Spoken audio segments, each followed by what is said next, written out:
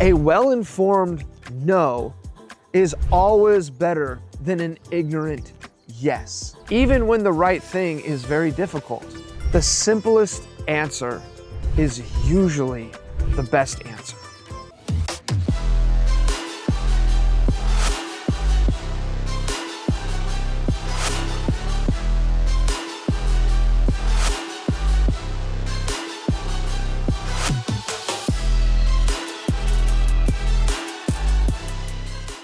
Do you have any kind of process that helps you not only have success in your business, but also connect on a deeper level with your clients? That's what this is right here, the M²ARK method. It's a 5-step process in order to not only connect with your clients on a deeper level, but use that connection, use the power of partnership to drive your business forward. But there's a few things that you have to work on before you can even start thinking about building deep relationships. I want to start off with a story. I'm currently working on a job right now that has been in the works for about a year. A very difficult job.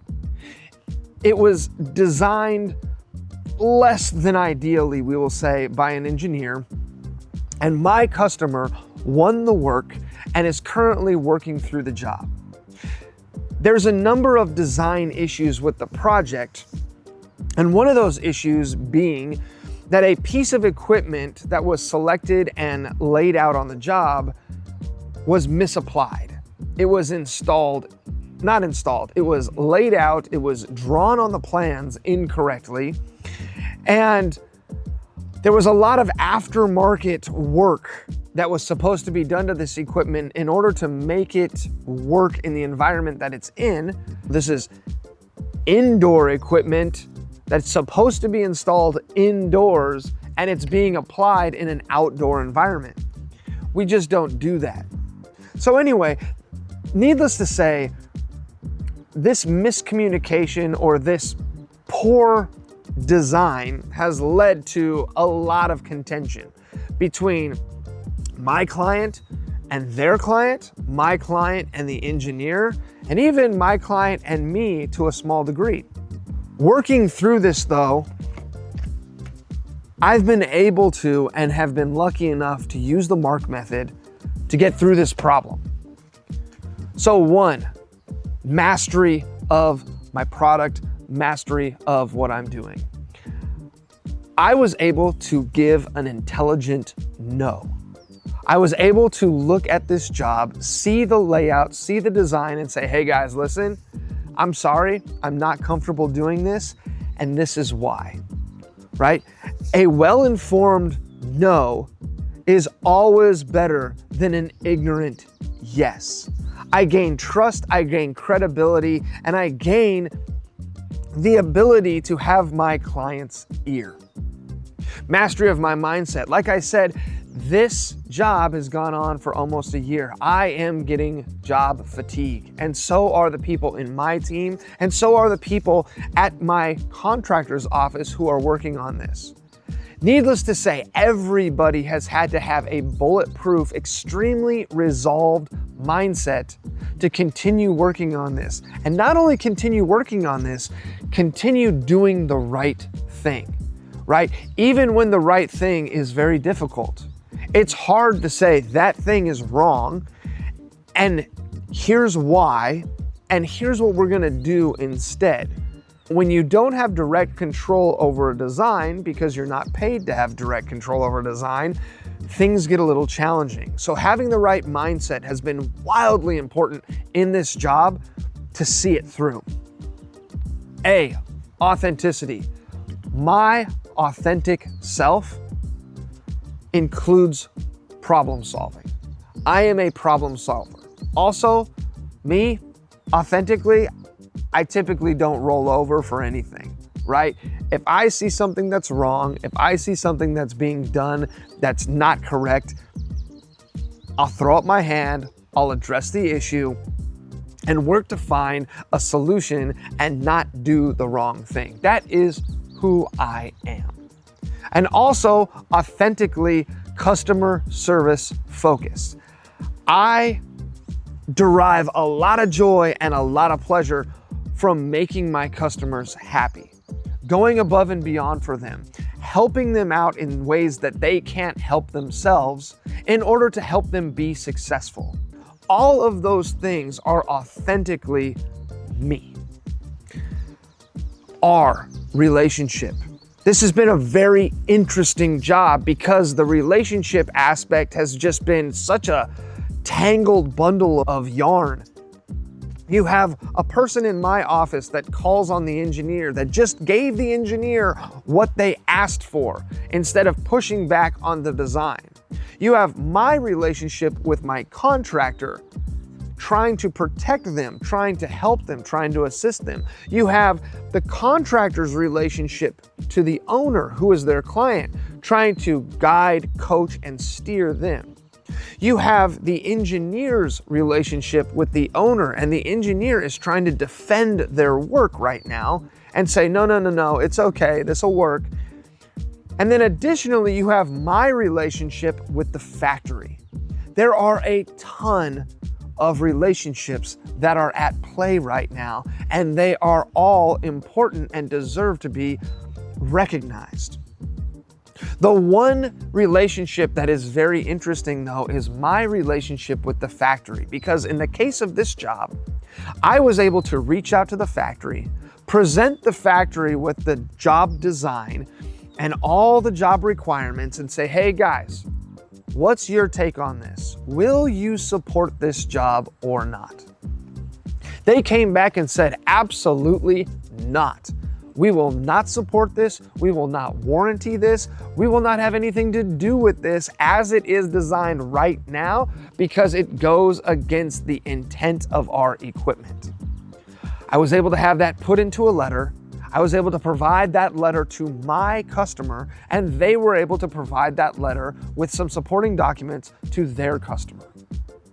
This is something that my customer could not have done on their own. They don't have the relationship with the factory. Meanwhile, you have the client, the owner, that's in charge of this whole project. They have now received this paper saying it's not okay to use this. So now the relationship comes back between them, the engineer, and the guy in my office that calls on that engineer. Lots of relationships at play, all very important and extremely important to understand how, like in my case, I can leverage the relationships that I have that my clients do not have in order to positively affect the business that they're trying to do. And K, keep it simple.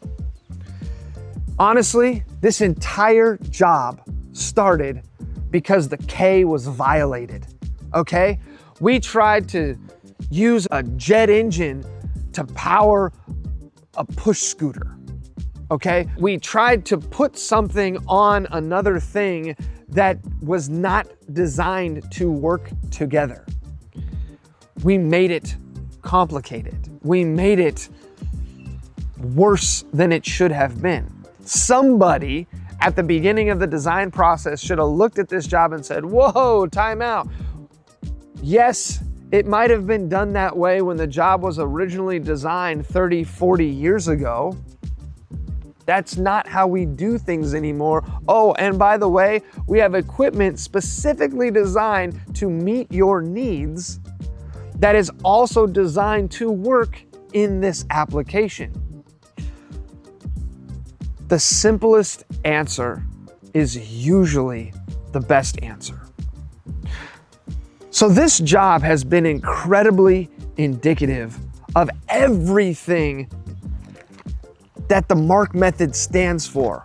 Mastery of your product, mastery of your craft, mastery of your mindset, leading in an authentic way, forming relationships and using those relationships to support the people that you're doing business with, and ultimately keeping things simple. So simple that they make sense, they work, they remove risk from the job, and they result in everyone being happy at the end of the project. I encourage you, if you haven't grabbed a copy of the M²ARK method, go to my website, nathanmark.com. You can find it there. You can also find it on Amazon. This is a wonderful 5-step framework to ensure that you're not only connecting with your clients, but you're providing value along the way. Do you know what you're talking about? Are there a couple products that you are a master of that you can lead with and provide value to your customers? Do you have an unshakable mindset to get in front of your customers time and time and time again and show up doing the right thing, even when the job is hard, even when the job takes longer than expected, and to continue showing up over and over again for them? Are you your authentic professional self? Do you know what your brand is? Do you know what your values are? Do you know what you stand for? Do you know how you can help your customers by leaning into the things that you personally are really good at? That's all authenticity. Do you know how to build relationships? Can you focus on that R? Can you provide value and help people in need in order to help them become successful? Because their success will translate into your success. And finally, keeping it simple. Do you take a moment to look at what's going on around you in your business, in your life, and determine the things that are difficult? Determine the things that are complicated and complex, and look at them and try and figure out ways to simplify those things. Because if you can keep things simple, you can simplify to magnify. Complexity kills progress. It kills momentum. Simplification makes everyone's life easier and makes it a hell of a lot easier to go out and make some good money. Anyway, if you haven't grabbed a copy of the M²ARK method, go do it. If you want more information about the M²ARK method, drop a comment down below. Let's talk about it. If you have questions about this job or anything else that I've been working on that has had to take some intensive relationship navigation to accomplish, I'd be happy to share stories. Till next time, take care. Hope this was helpful, and I'll catch you later. Bye.